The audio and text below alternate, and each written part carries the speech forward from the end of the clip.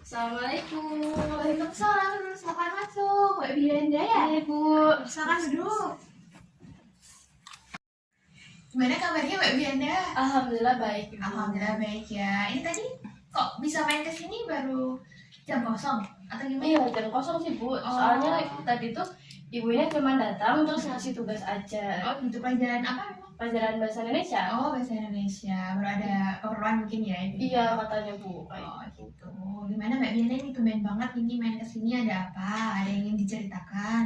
Iya, Bu, ada yang ingin saya ceritakan, tapi saya tuh takut. Takut kenapa Mbak Bianda? Mbak Bianda di sini nggak usah takut. Nah, dalam konseling itu ada asas-asasnya Mbak Bianda, tenang aja. Ada asas kerahasiaan, ada asas keterbukaan, ada asas sukarela, dan masih banyak lagi.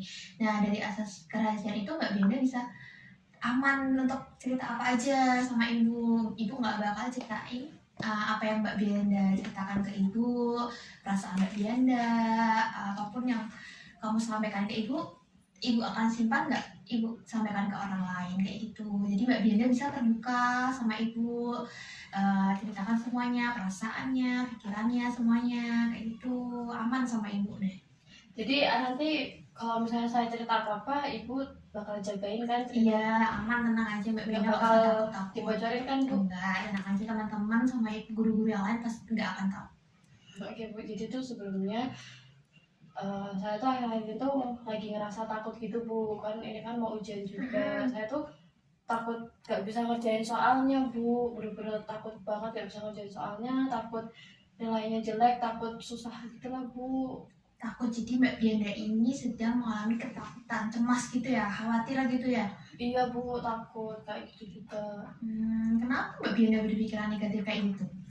Karena kan ya saya sadar sih, Bu, kan saya juga jarang belajar, terus juga sosialisasinya kurang, terus saya juga lebih sering di rumah, Bu, daripada keluar gitu. Maka saya takut. Gitu.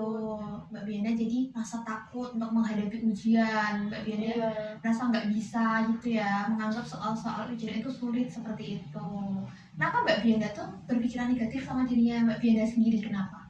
Ya karena itu tadi, Bu, kayak saya pasti nggak bisa ngerjain itu, saya pesimis, nggak bisa ngerjain soalnya. Mbak Bianda terus berpikiran negatif terus ya dari tadi ya? Iya, Bu, karena emang pasti saya tuh nggak bakal bisa ngerjain, Bu, susah soalnya. Kenapa sih Mbak Bianda berpikiran negatif, berpikiran Mbak Bianda nggak bisa, berpikiran soalnya bakalan sulit, Mbak Bianda nggak bisa mengerjakan, nggak bisa menghadapi? Kenapa berpikiran negatif terus? Emang itu tuh bikin nyaman buat Mbak Bianda? Sebenarnya enggak sih, Bu, nggak bikin nyaman, karena kan itu jadinya pikiran saya tuh keganggu. Saya sebenarnya pengen bisa ngerjain, tapi karena lebih besar rasa takutnya, jadi ya itu, Bu, saya pasti udah pesimis duluan buat ngadepin soal-soal ujian. Kayak gitu. Mbak Bianda tuh jadinya takut, terus rasanya khawatir, terus apa-apa yang akan jadi itu kayaknya nggak bisa gitu ya, sulit gitu ya, takut semuanya ya. Bianda berpikirannya yang lebih positif gitu. Pikiran positif kayak gimana tuh, Bu? Jadi Mbak Bianda tuh bisa merubah pikiran negatifnya Mbak Bianda itu dengan pikiran yang lebih positif, lebih baik lagi kayak gitu. Contohnya? Ibu ada sih beberapa alternatif, tapi ini nanti keputusannya tergantung Mbak Bianda lagi. Ibu cuma kasih beberapa alternatifnya, nanti keputusan Mbak Bianda mau berubah pikirannya Mbak Bianda atau enggak, mau menggunakan alternatif Ibu berikan atau enggak, itu kembali ke Mbak Bianda lagi. Tapi sebentar, Ibu, alternatifnya apa aja ya, Bu ya? Nih, Ibu ada beberapa alternatif. Nah, untuk mengubah pikiran negatifnya Mbak Bianda tadi, kan Mbak Bianda merasa saya nggak bisa, soalnya sulit, padahal Mbak Bianda kan belum menghadapi, iya kan? Iya. Nah, jadi Mbak Bianda bisa menanamkan pikiran yang positif seperti saya bisa mengerjakan, saya bisa menghadapi, saya mampu, saya bisa mencapai nilai-nilai yang tinggi, saya bisa masuk ke perguruan tinggi yang saya impikan, kayak gitu. Jadi Mbak Bianda tuh bikin di pemikirannya Mbak Bianda itu tuh bahwa saya itu bisa kayak gitu. Jadi Mbak Bianda lawan pikiran-pikiran negatifnya Mbak Bianda dengan kalimat-kalimat yang lebih positif kayak gitu. Gitu ya Bu. Iya, kemudian yang kedua, Mbak Bianda bisa eh, apa ya, mengucapkan kalimat-kalimat positif itu setiap hari, kayak dari bangun tidur kayak gitu. Mbak Bianda bisa kayak langsung ucapin kalimat-kalimat positifnya, bahwa Mbak Bianda hari ini bisa mengerjakan ujian, Mbak Bianda bisa menjalani hari ini dengan baik, Mbak Bianda bisa apa ya, apapun gitulah pokoknya Mbak Bianda menyatakan pada diri Mbak Bianda sendiri bahwa Mbak Bianda itu bisa. Jadi kalimat-kalimat positif yang Mbak Bianda ucapkan tadi juga Mbak Bianda rasakan. Jadi diresapi setiap katanya, biar Mbak Bianda juga mendapatkan energi positif dari kalimat-kalimat positif yang Mbak Bianda ucapkan tadi, kayak gitu. Gitu ya Bu. Iya, jadi pemikiran negatif yang ada di Mbak Bianda itu bisa tersingkirkan dengan pemikiran-pemikiran yang positif, kalimat-kalimat yang positif yang Mbak Bianda ucapkan sendiri, kayak gitu. Berarti saya tuh harus merubah pikiran yang negatif menjadi yang positif ya Bu ya? Iya, begitu. Kembali lagi, Mbak Bianda memang mau atau Mau Bu. enggak, tergantung Mbak Bianda keputusannya. Saya mau Bu, saya mau merubah semua pikiran negatif saya menjadi yang positif. Bagus, itu Mbak Bianda sudah mempunyai keputusan sendiri, mengambil keputusan untuk merubah pemikiran negatif menjadi yang lebih positif, kayak gitu. Nah, itu sangat bagus sekali dan harus terus ditingkatkan, dijaga untuk niatnya, dijaga semangatnya untuk berpikiran positif, kayak gitu.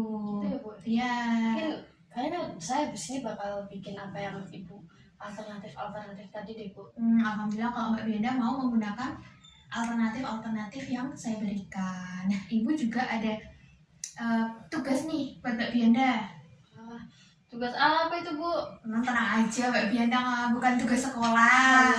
Jadi enteng aja, nggak usah sulit-sulit mikirnya. Jadi Mbak Bianda harus berpikiran positif. Siap.